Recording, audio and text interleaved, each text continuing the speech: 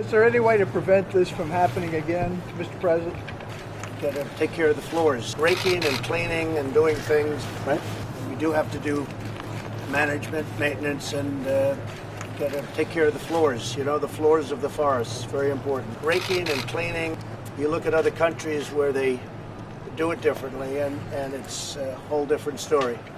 I was with the President of Finland, and he said, we have a much different, we're a forest nation. He called it a forest nation.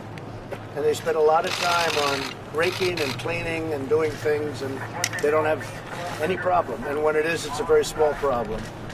So I know everybody's looking at that, to that end, and it's going to work out. It's going to work out well. There's been a lot of study going on over the last little while. I was with the President of Finland. I don't think we'll have this again to this extent. We're going to have to work quickly. We're all going to work together, and we'll do a real job. Nobody would have ever thought this could have happened, right? Hopefully this is going to be the last of these. We'll be working also with environmental groups. They've really, I think everybody's seen the light. We'll get that done better than anybody else could do it. Take care of the floors. We'll get it taken care of.